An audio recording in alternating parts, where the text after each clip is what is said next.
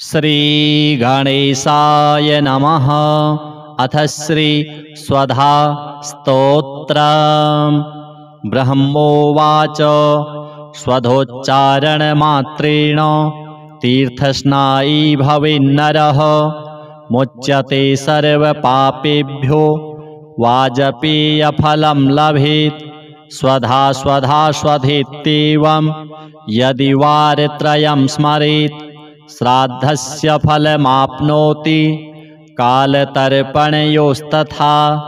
श्राद्धकाले स्वधास्तोत्रं यः शृणोति समाहितः लभेत् श्राद्धशतानां च पुण्यमेव न संशयः।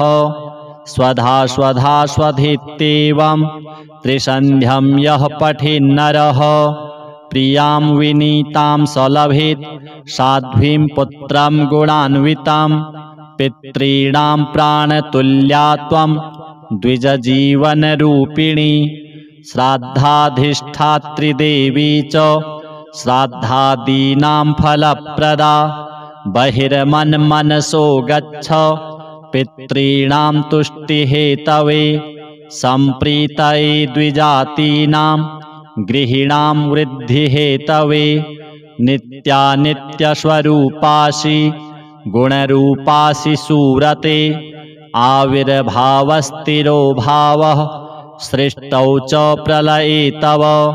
ॐ स्वस्ति च नमः स्वाहा स्वधा त्वं दक्षिणा तथा निरूपिताश्चतुर्वेदे षट्प्रशस्ताश्च कर्मिणां। पुरासि त्वं स्वधा गोपी गोलोके राधिका सखी धृतोरसि स्वधात्मानं कृतं तेन स्वधा स्मृता।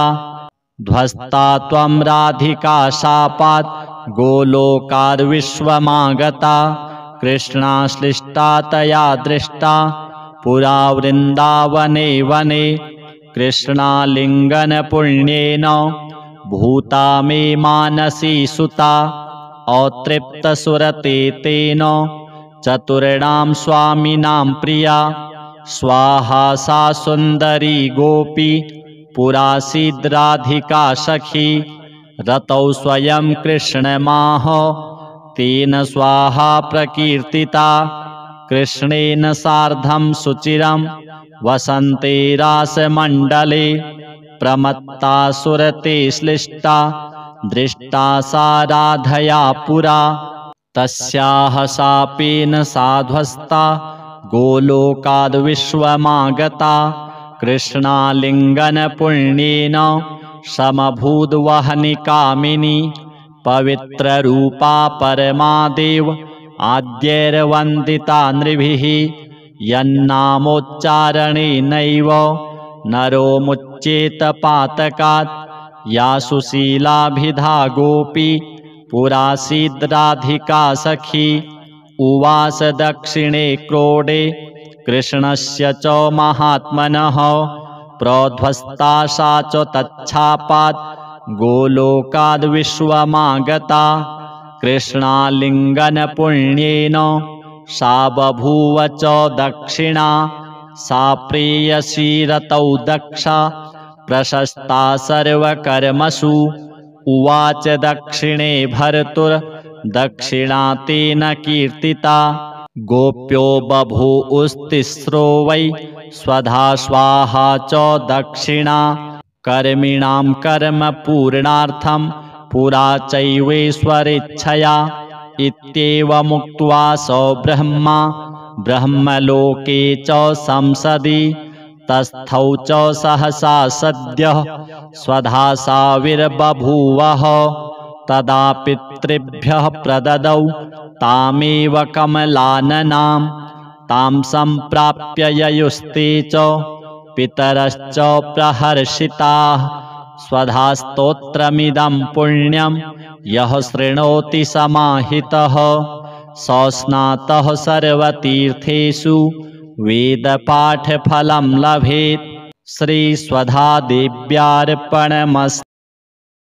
ब्रह्मोवाच स्वधोच्चारणमात्रेण तीर्थस्नायी भवेन्नरः मुच्यते सर्वपापेभ्यो वाजपेयफलं लभेत् स्वधा स्वधा स्वधेत्येवं यदि वारत्रयं स्मरेत् श्राद्धस्य फलमाप्नोति कालतर्पणयोस्तथा श्राद्धकाले स्वधास्तोत्रं यः शृणोति समाहितः लभेत् श्राद्धशतानां च पुण्यमेव न संशयः स्वधा स्वधा स्वधेत्येवं त्रिसन्ध्यं यः पठेन्नरः प्रियां विनीतां स लभेत् साध्वीं पुत्रं गुणान्वितां पितॄणां प्राणतुल्या त्वं द्विजजीवनरूपिणी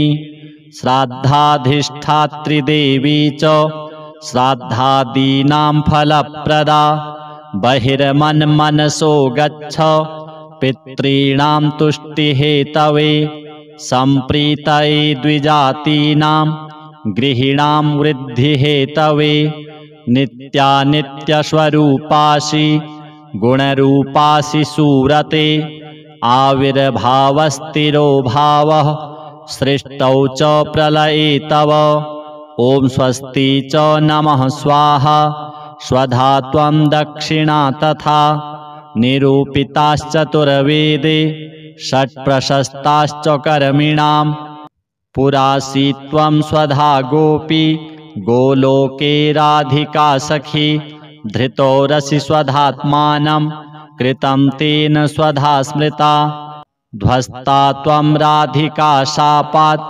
गोलोकाद्विश्वमागता कृष्णाश्लिष्टा तया दृष्टा पुरा वृन्दावने वने कृष्णालिङ्गनपुण्येन भूता मे मानसी सुता अतृप्तसुरते तेन चतुर्णां स्वामिनां प्रिया स्वाहा सा सुन्दरी गोपी पुरासीद्राधिका सखी रतौ स्वयं कृष्णमाह तेन स्वाहा प्रकीर्तिता कृष्णेन सार्धं सुचिरं वसन्ते रासमण्डले प्रमत्ता सुरते श्लिष्टा दृष्टा सा राधया पुरा तस्याः शापेन साध्वस्ता गोलोकाद्विश्वमागता कृष्णालिङ्गनपुण्येन समभूद्वहनि कामिनी पवित्ररूपा परमादेव आद्यैर्वन्दिता नृभिः यन्नामोच्चारणेनैव नरो मुच्येत पातकात् या सुशीलाभिधा गोपी पुरासीद्राधिका सखी उवास दक्षिणे क्रोडे कृष्णस्य च महात्मनः प्रोध्वस्ता सा च तच्छापात् गोलोकाद्विश्वमागता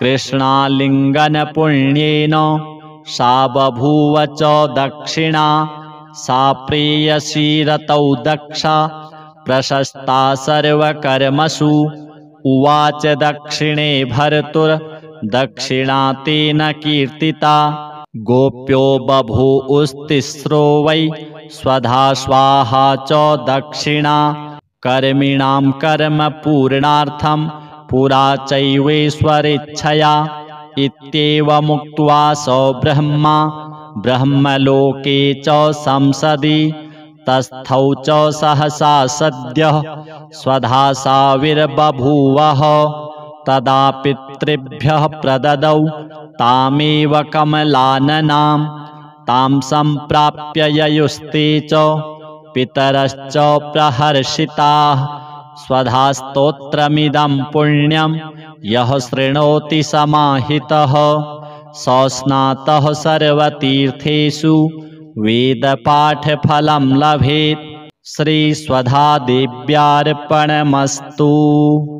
ब्रह्मोवाच स्वधोच्चारणमात्रेण तीर्थस्नायी भवेन्नरः मुच्यते सर्वपापेभ्यो वाजपेयफलं लभेत् स्वधा स्वधा स्वधेत्येवं यदि वारत्रयं स्मरेत् श्राद्धस्य फलमाप्नोति कालतर्पणयोस्तथा श्राद्धकाले स्वधास्तोत्रं यः शृणोति समाहितः लभेत् श्राद्धशतानां च पुण्यमेव न संशयः। स्वधा स्वधा स्वधेत्येवं त्रिसन्ध्यं यः पठेन्नरः प्रियां विनीतां स लभेत् साध्वीं पुत्रं गुणान्वितां पितॄणां प्राणतुल्या त्वं द्विजजीवनरूपिणी श्राद्धाधिष्ठात्री देवी च श्राद्धादीनां फलप्रदा बहिर्मन्मनसो गच्छ पितॄणां तुष्टिहेतवे सम्प्रीतये द्विजातीनां गृहीणां वृद्धिहेतवे नित्यानित्यस्वरूपासि गुणरूपासि सुरते आविर्भावस्थिरो भावः सृष्टौ च प्रलये तव। ॐ स्वस्ति च नमः स्वाहा स्वधा त्वं दक्षिणा तथा निरूपिताश्चतुर्वेदे षट्प्रशस्ताश्च कर्मिणां पुरासि त्वं स्वधा गोपी गोलोके राधिका सखी धृतो रसि स्वधात्मानं कृतं तेन स्वधा स्मृता ध्वस्ता त्वं राधिका शापात् गोलोकाद्विश्वमागता कृष्णाश्लिष्टा तया दृष्टा पुरा वृन्दावने वने कृष्णालिङ्गनपुण्येन भूता मे मानसी सुता अतृप्तसुरते तेन चतुर्णां स्वामिनां प्रिया स्वाहा सा सुन्दरी गोपी पुरासीद्राधिका सखी रतौ स्वयं कृष्णमाह तेन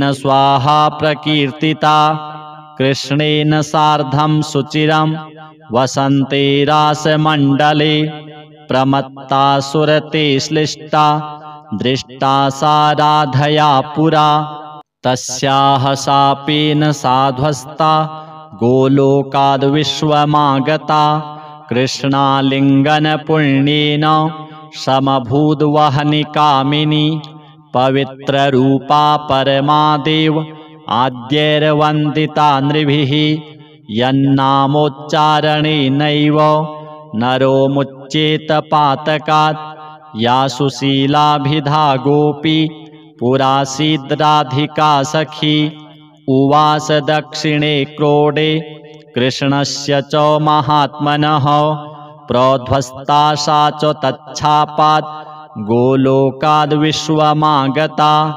कृष्णालिङ्गनपुण्येन सा बभूव च दक्षिणा सा प्रेयसी रतौ दक्षा प्रशस्ता सर्वकर्मसु उवाच दक्षिणे भर्तुर्दक्षिणा तेन कीर्तिता गोप्यो बभूवुस्तिस्रो वै स्वधा स्वाहा च दक्षिणा कर्मिणां कर्म पूर्णार्थं पुरा चैवेश्वरेच्छया इत्येवमुक्त्वा स ब्रह्मा ब्रह्मलोके च संसदि तस्थौ च सहसा सद्यः स्वधा साविर्बभूवः तदा पितृभ्यः प्रददौ तामेव कमलाननां तां सम्प्राप्य ययुस्ते च पितरश्च प्रहर्षिताः स्वधा स्तोत्रमिदं पुण्यं यः शृणोति समाहितः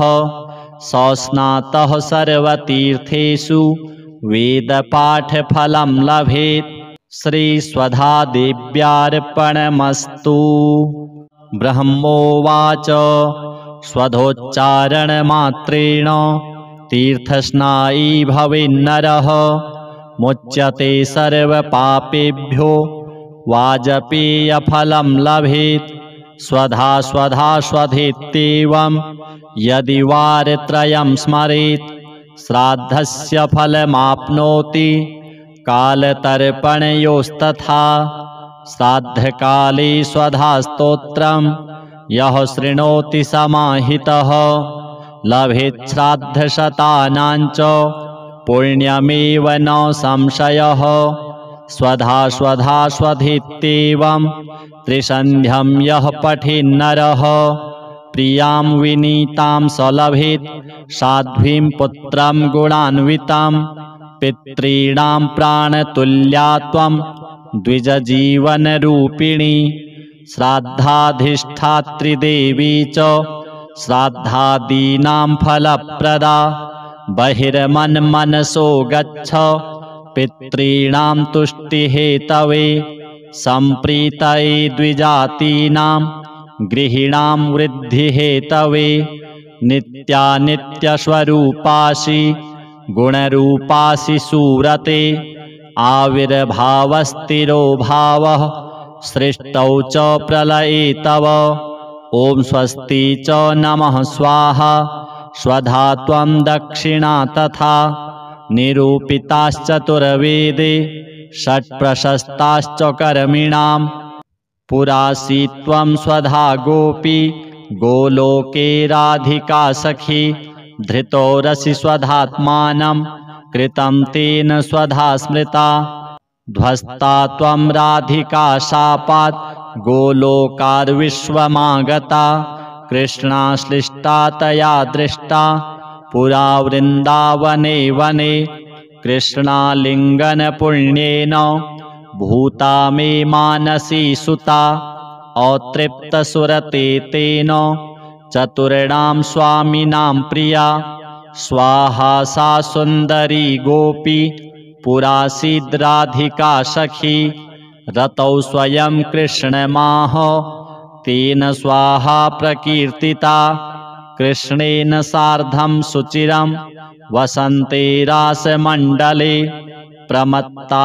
सुरते श्लिष्टा दृष्टा सा राधया पुरा तस्याः शापेन साध्वस्ता गोलोकाद्विश्वमागता कृष्णालिङ्गनपुण्येन समभूद्वहनि कामिनी पवित्ररूपा परमादेव आद्यैर्वन्दिता नृभिः यन्नामोच्चारणेनैव नरो मुच्येत पातकात् या सुशीलाभिधा गोपी पुरासीद्राधिका सखी उवास दक्षिणे क्रोडे कृष्णस्य च महात्मनः प्रोध्वस्ता सा च तच्छापात् गोलोकाद्विश्वमागता कृष्णालिङ्गनपुण्येन सा बभूव च दक्षिणा सा प्रेयसी रतौ दक्षा प्रशस्ता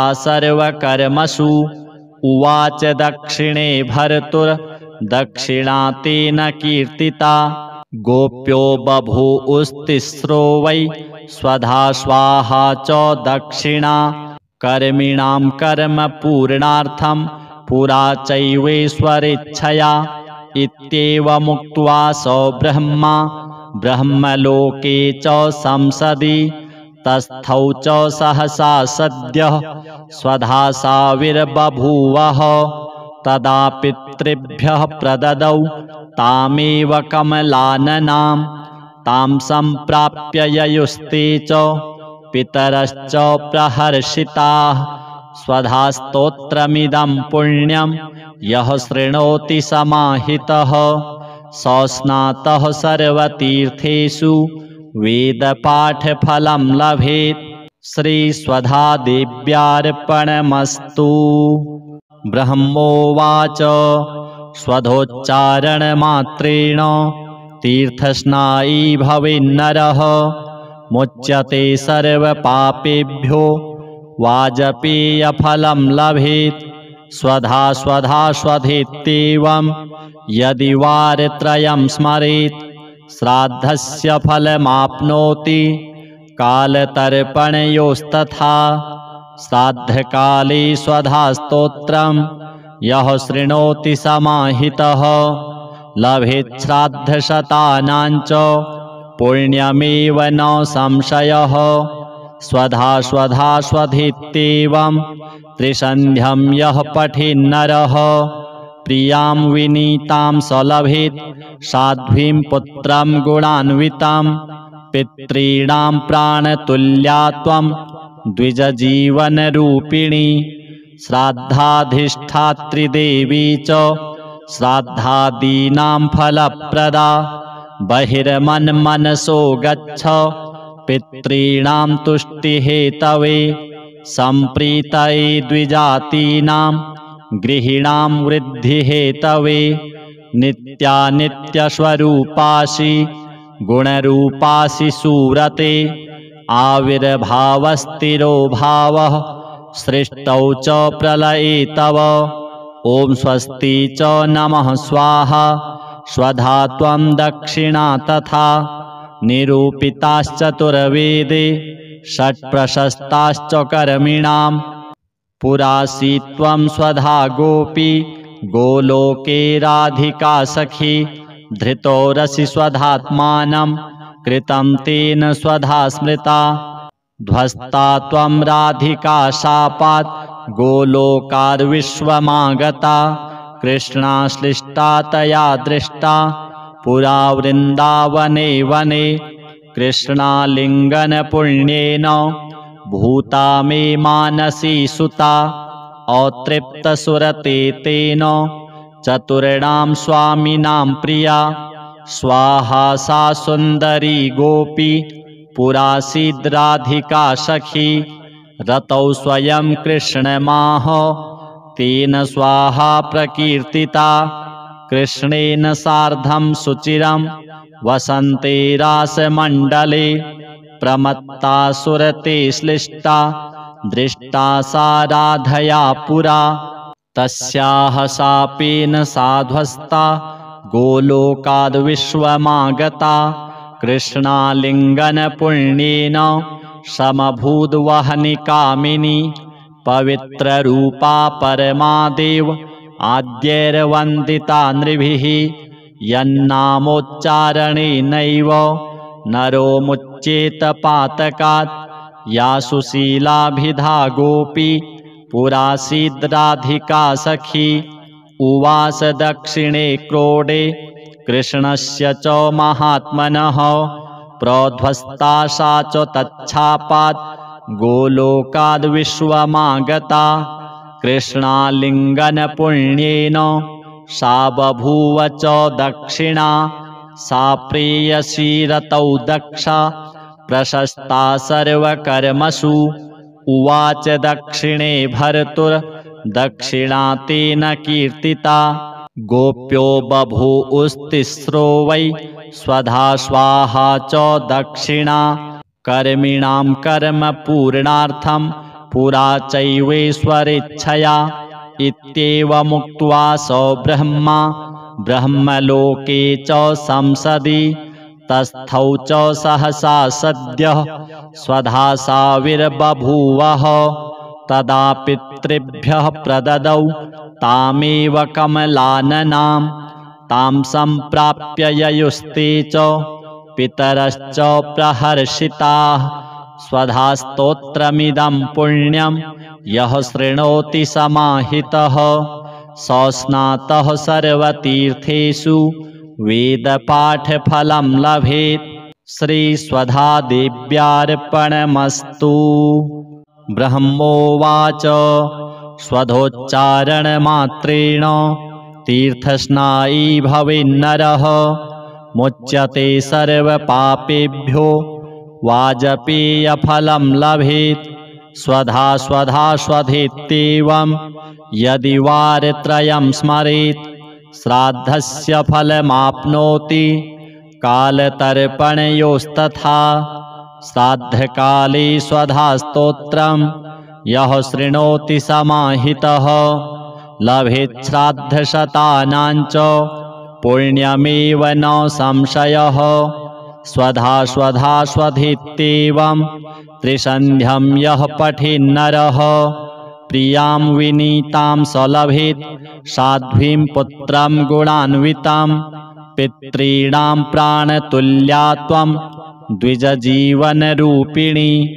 श्राद्धाधिष्ठात्री देवी च श्राद्धादीनां फलप्रदा बहिर्मन्मनसो गच्छ पितॄणां तुष्टिहेतवे सम्प्रीतये द्विजातीनां गृहीणां वृद्धिहेतवे नित्यानित्यस्वरूपासि गुणरूपासि सुरते आविर्भावस्थिरो भावः सृष्टौ च प्रलये तव।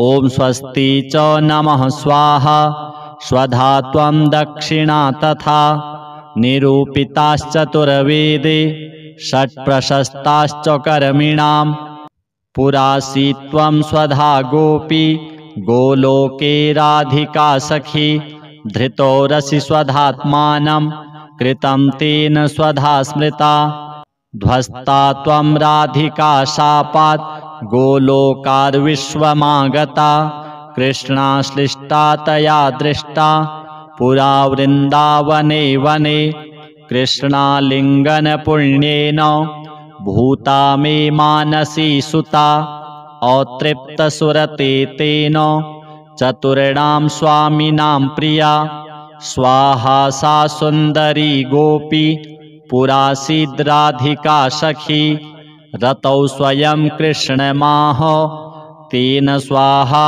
प्रकीर्तिता कृष्णेन सार्धं सुचिरं वसन्ते रासमण्डले प्रमत्ता सुरते श्लिष्टा दृष्टा सा राधया पुरा तस्याः शापेन साध्वस्ता गोलोकाद्विश्वमागता कृष्णालिङ्गनपुण्येन समभूद्वहनि कामिनी पवित्ररूपा परमादेव आद्यैर्वन्दिता नृभिः यन्नामोच्चारणेनैव नरो मुच्येत पातकात् या सुशीलाभिधा गोपी पुरासीद्राधिका सखी उवास दक्षिणे क्रोडे कृष्णस्य च महात्मनः प्रोध्वस्ता सा च तच्छापात् गोलोकाद्विश्वमागता कृष्णालिङ्गनपुण्येन सा बभूव च दक्षिणा सा प्रेयसी रतौ दक्षा प्रशस्ता सर्वकर्मसु उवाच दक्षिणे भर्तुर्दक्षिणा तेन कीर्तिता गोप्यो बभूवुस्तिस्रो वै स्वधा स्वाहा च दक्षिणा कर्मिणां कर्म पूर्णार्थं पुरा चैवेश्वरेच्छया इत्येवमुक्त्वा स ब्रह्मा ब्रह्मलोके च संसदि तस्थौ च सहसा सद्यः स्वधा साविर्बभूवः तदा पितृभ्यः प्रददौ तामेव कमलाननां तां सम्प्राप्य ययुस्ते च पितरश्च प्रहर्षिताः स्वधा स्तोत्रमिदं पुण्यं यः शृणोति समाहितः स स्नातः सर्वतीर्थेषु वेदपाठफलं लभेत् श्रीस्वधादेव्यार्पणमस्तु।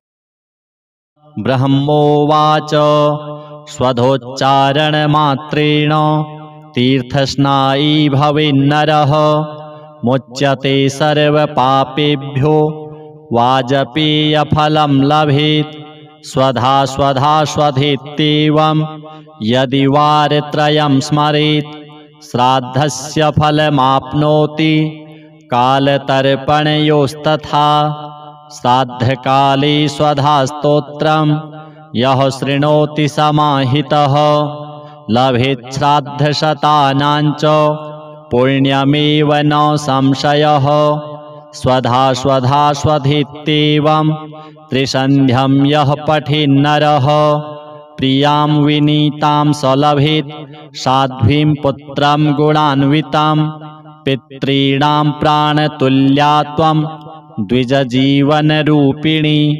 श्राद्धाधिष्ठात्री देवी च श्राद्धादीनां फलप्रदा बहिर्मन्मनसो गच्छ पितॄणां तुष्टिहेतवे सम्प्रीतये द्विजातीनां गृहीणां वृद्धिहेतवे नित्यानित्यस्वरूपासि गुणरूपासि सुरते आविर्भावस्थिरो भावः सृष्टौ च प्रलये तव। ॐ स्वस्ति च नमः स्वाहा स्वधा त्वं दक्षिणा तथा निरूपिताश्चतुर्वेदे षट्प्रशस्ताश्च कर्मिणां पुरासि त्वं स्वधा गोपी गोलोके राधिका सखी धृतो रसि स्वधात्मानं कृतं तेन स्वधा स्मृता ध्वस्ता त्वं राधिका शापात् गोलोकाद्विश्वमागता कृष्णाश्लिष्टा तया दृष्टा पुरा वृन्दावने वने कृष्णालिङ्गनपुण्येन भूता मे मानसी सुता अतृप्तसुरते तेन चतुर्णां स्वामिनां प्रिया स्वाहा सा सुन्दरी गोपी पुरासीद्राधिका सखी रतौ स्वयं कृष्णमाह तेन स्वाहा प्रकीर्तिता कृष्णेन सार्धं सुचिरं वसन्ते रासमण्डले प्रमत्ता सुरते श्लिष्टा दृष्टा सा राधया पुरा तस्याः शापेन साध्वस्ता गोलोकाद्विश्वमागता कृष्णालिङ्गनपुण्येन समभूद्वहनि कामिनी पवित्ररूपा परमादेव आद्यैर्वन्दिता नृभिः यन्नामोच्चारणेनैव नरो मुच्येत पातकात् या सुशीलाभिधा गोपी पुरासीद्राधिका सखी उवास दक्षिणे क्रोडे कृष्णस्य च महात्मनः प्रोध्वस्ता सा च तच्छापात् गोलोकाद्विश्वमागता कृष्णालिङ्गनपुण्येन सा बभूव च दक्षिणा सा प्रेयसी रतौ दक्षा प्रशस्ता सर्वकर्मसु उवाच दक्षिणे भर्तुर्दक्षिणा तेन कीर्तिता गोप्यो बभूवुस्तिस्रो वै स्वधा स्वाहा च दक्षिणा कर्मिणां कर्म पूर्णार्थं पुरा चैवेश्वरेच्छया इत्येवमुक्त्वा स ब्रह्मा ब्रह्मलोके च संसदि तस्थौ च सहसा सद्यः स्वधा साविर्बभूवः तदा पितृभ्यः प्रददौ तामेव कमलाननां तां सम्प्राप्य ययुस्ते च पितरश्च प्रहर्षिताः स्वधा स्तोत्रमिदं पुण्यं यः शृणोति समाहितः स स्नातः सर्वतीर्थेषु वेदपाठफलं लभेत् श्रीस्वधा देव्यार्पणमस्तु। ब्रह्मोवाच स्वधोच्चारणमात्रेण तीर्थस्नायी भवेन्नरः मुच्यते सर्वपापेभ्यो वाजपेयफलं लभेत् स्वधा स्वधा स्वधेत्येवं यदि वारत्रयं स्मरेत् श्राद्धस्य फलमाप्नोति कालतर्पणयोस्तथा श्राद्धकाले स्वधा स्तोत्रं यः शृणोति समाहितः लभेत् श्राद्धशतानां च पुण्यमेव न संशयः स्वधा स्वधा स्वधेत्येवं त्रिसन्ध्यं यः पठेन्नरः प्रियां विनीतां स लभेत् साध्वीं पुत्रं गुणान्वितां पितॄणां प्राणतुल्या त्वं द्विजजीवनरूपिणी श्राद्धाधिष्ठात्री देवी च श्राद्धादीनां फलप्रदा बहिर्मन्मनसो गच्छ पितॄणां तुष्टिहेतवे सम्प्रीतये द्विजातीनां गृहीणां वृद्धिहेतवे नित्यानित्यस्वरूपासि गुणरूपासि सुरते आविर्भावस्थिरो भावः सृष्टौ च प्रलये तव ॐ स्वस्ति च नमः स्वाहा स्वधा त्वं दक्षिणा तथा निरूपिताश्चतुर्वेदे षट्प्रशस्ताश्च कर्मिणां पुरासि त्वं स्वधा गोपी गोलोके राधिका सखी धृतो रसि स्वधात्मानं कृतं तेन स्वधा स्मृता। ध्वस्ता त्वं राधिका शापात् गोलोकाद्विश्वमागता। कृष्णाश्लिष्टा तया दृष्टा पुरा वृन्दावने वने।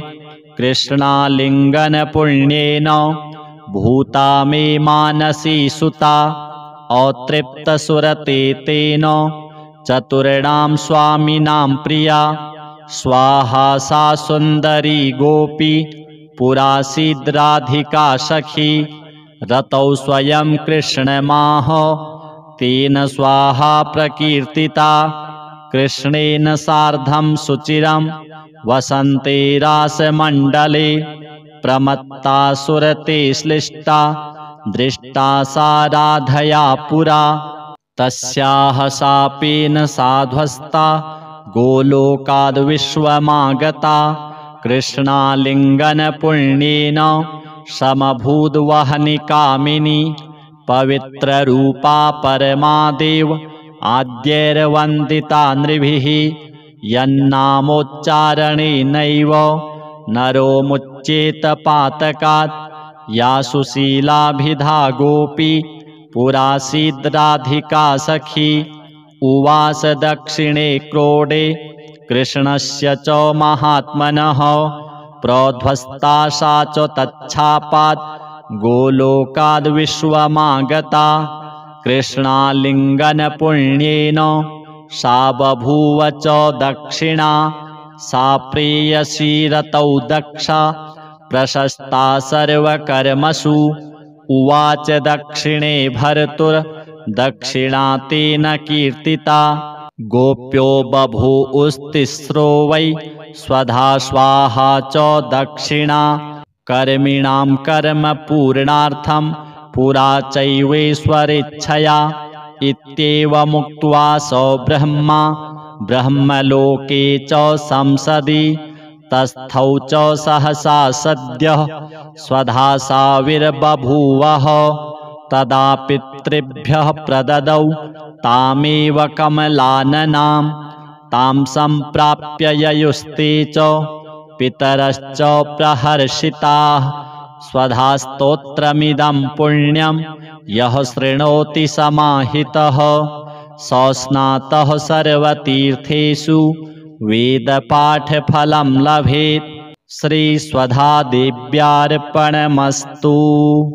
ब्रह्मोवाच स्वधोच्चारणमात्रेण तीर्थस्नायी भवेन्नरः।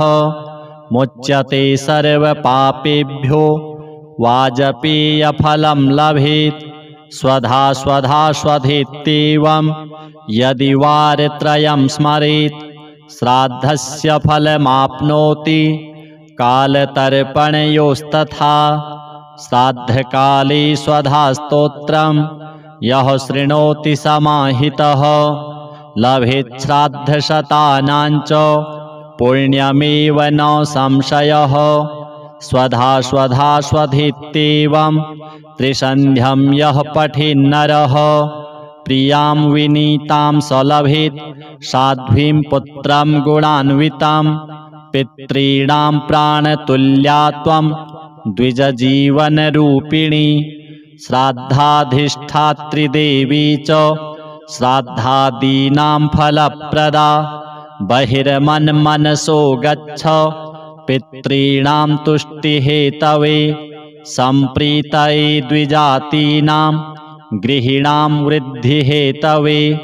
नित्यानित्यस्वरूपासि गुणरूपासि सूरते।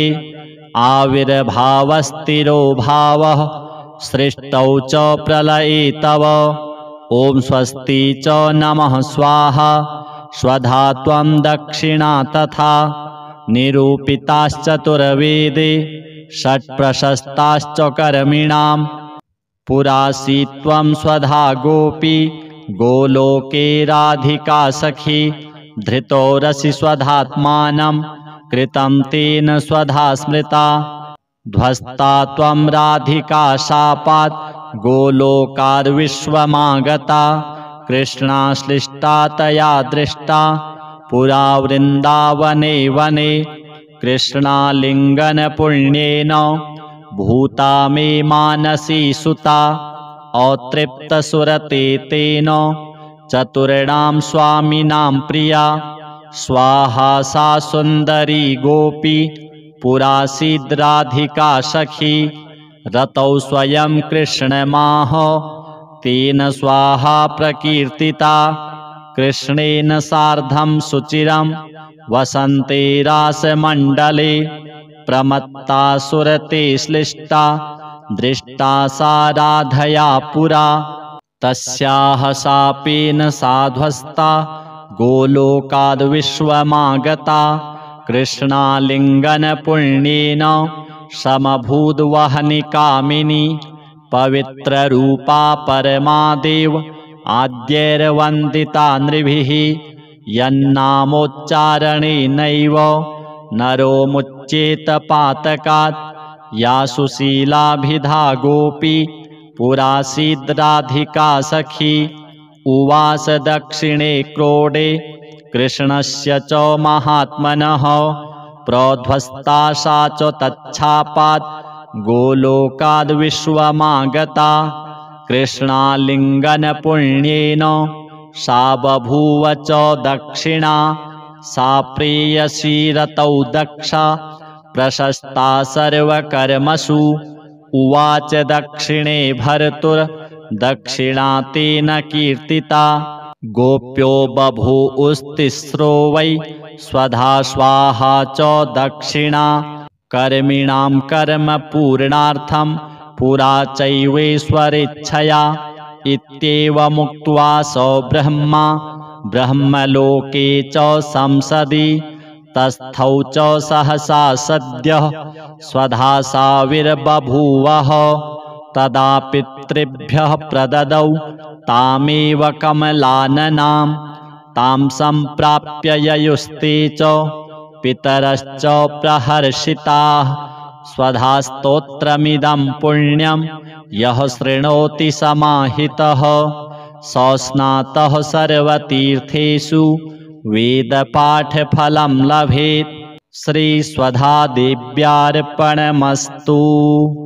ब्रह्मोवाच स्वधोच्चारणमात्रेण तीर्थस्नायी भवेन्नरः मुच्यते सर्वपापेभ्यो वाजपेयफलं लभेत् स्वधा स्वधा स्वधेत्येवं यदि वारत्रयं स्मरेत् श्राद्धस्य फलमाप्नोति कालतर्पणयोस्तथा श्राद्धकाले स्वधा स्तोत्रं यः शृणोति समाहितः लभेत् श्राद्धशतानां च पुण्यमेव न संशयः स्वधा स्वधा स्वधेत्येवं त्रिसन्ध्यं यः पठेन्नरः प्रियां विनीतां स लभेत् साध्वीं पुत्रं गुणान्वितां पितॄणां प्राणतुल्या त्वं द्विजजीवनरूपिणी श्राद्धाधिष्ठात्री देवी च श्राद्धादीनां फलप्रदा बहिर्मन्मनसो गच्छ पितॄणां तुष्टिहेतवे सम्प्रीतये द्विजातीनां गृहीणां वृद्धिहेतवे नित्यानित्यस्वरूपासि गुणरूपासि सुरते आविर्भावस्थिरो भावः सृष्टौ च प्रलये तव ॐ स्वस्ति च नमः स्वाहा स्वधा त्वं दक्षिणा तथा निरूपिताश्चतुर्वेदे षट्प्रशस्ताश्च कर्मिणां पुरासी त्वं स्वधा गोपी गोलोके राधिका सखी धृतो रसि स्वधात्मानं कृतं तेन स्वधा स्मृता ध्वस्ता त्वं राधिका शापात् गोलोकाद्विश्वमागता कृष्णाश्लिष्टा तया दृष्टा पुरा वृन्दावने वने कृष्णालिङ्गनपुण्येन भूता मे मानसी सुता अतृप्तसुरते तेन चतुर्णां स्वामिनां प्रिया स्वाहा सा सुन्दरी गोपी पुरासीद्राधिका सखी रतौ स्वयं कृष्णमाह तेन स्वाहा प्रकीर्तिता कृष्णेन सार्धं सुचिरं वसन्ते रासमण्डले प्रमत्ता सुरते श्लिष्टा दृष्टा सा राधया पुरा तस्याः शापेन साध्वस्ता गोलोकाद्विश्वमागता कृष्णालिङ्गनपुण्येन समभूद्वहनि कामिनी पवित्ररूपा परमादेव आद्यैर्वन्दिता नृभिः यन्नामोच्चारणेनैव नरो मुच्येत पातकात् या सुशीलाभिधा गोपी पुरासीद्राधिका सखी उवास दक्षिणे क्रोडे कृष्णस्य च महात्मनः प्रोध्वस्ता सा च तच्छापात् गोलोकाद्विश्वमागता कृष्णालिङ्गनपुण्येन सा बभूव च दक्षिणा सा प्रेयसी रतौ दक्षा प्रशस्ता सर्वकर्मसु उवाच दक्षिणे भर्तुर्दक्षिणा तेन कीर्तिता गोप्यो बभूवुस्तिस्रो वै स्वधा स्वाहा च दक्षिणा कर्मिणां कर्म पूर्णार्थं पुरा चैवेश्वरेच्छया इत्येवमुक्त्वा स ब्रह्मा ब्रह्मलोके च संसदि तस्थौ च सहसा सद्यः स्वधा साविर्बभूवः तदा पितृभ्यः प्रददौ तामेव कमलाननां तां सम्प्राप्य ययुस्ते च पितरश्च प्रहर्षिताः स्वधा स्तोत्रमिदं पुण्यं यः शृणोति समाहितः स स्नातः सर्वतीर्थेषु वेदपाठफलं लभेत् श्रीस्वधादेव्यार्पणमस्तु। ब्रह्मोवाच स्वधोच्चारणमात्रेण तीर्थस्नायी भवेन्नरः मुच्यते सर्वपापेभ्यो वाजपेयफलं लभेत् स्वधा स्वधा स्वधेत्येवं यदि वारत्रयं स्मरेत् श्राद्धस्य फलमाप्नोति कालतर्पणयोस्तथा श्राद्धकाले स्वधा स्तोत्रं यः शृणोति समाहितः लभेत् श्राद्धशतानां च पुण्यमेव न संशयः स्वधा स्वधा स्वधेत्येवं त्रिसन्ध्यं यः पठेन्नरः प्रियां विनीतां स लभेत् साध्वीं पुत्रं गुणान्वितां पितॄणां प्राणतुल्या त्वं द्विजजीवनरूपिणी श्राद्धाधिष्ठात्री देवी च श्राद्धादीनां फलप्रदा बहिर्मन्मनसो गच्छ पितॄणां तुष्टिहेतवे सम्प्रीतये द्विजातीनां गृहीणां वृद्धिहेतवे नित्यानित्यस्वरूपासि गुणरूपासि सुरते आविर्भावस्थिरो भावः सृष्टौ च प्रलये तव ॐ स्वस्ति च नमः स्वाहा स्वधा त्वं दक्षिणा तथा निरूपिताश्चतुर्वेदे षट्प्रशस्ताश्च कर्मिणां पुरासी त्वं स्वधा गोपी गोलोके राधिका सखी धृतो रसि स्वधात्मानं कृतं तेन स्वधा स्मृता ध्वस्ता त्वं राधिका शापात् गोलोकाद्विश्वमागता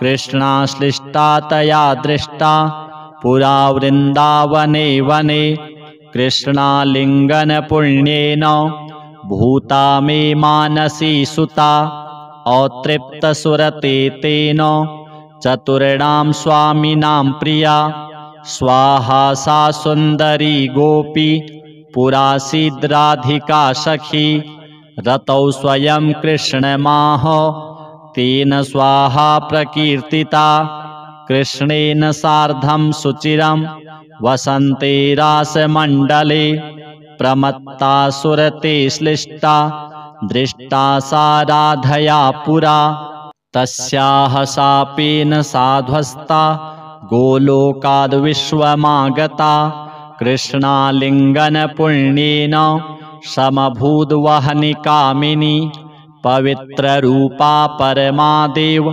आद्यैर्वन्दिता नृभिः यन्नामोच्चारणेनैव नरो मुच्येत पातकात् या सुशीलाभिधा गोपी पुरासीद्राधिका सखी उवास दक्षिणे क्रोडे कृष्णस्य च महात्मनः प्रोध्वस्ता सा च तच्छापात् गोलोकाद् विश्वमागता कृष्णालिङ्गनपुण्येन सा बभूव च दक्षिणा सा प्रेयसी रतौ दक्षा प्रशस्ता सर्वकर्मसु उवाच दक्षिणे भर्तुर्दक्षिणा तेन कीर्तिता गोप्यो बभूवुस्तिस्रो वै स्वधा स्वाहा च दक्षिणा कर्मिणां कर्म पूर्णार्थं पुरा चैवेश्वरेच्छया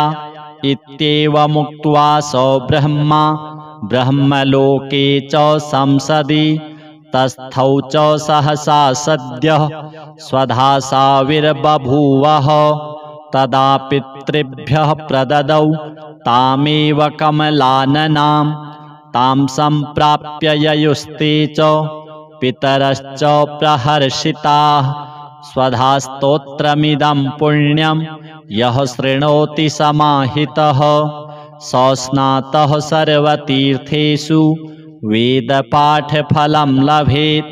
श्रीस्वधादेव्यार्पणमस्तु।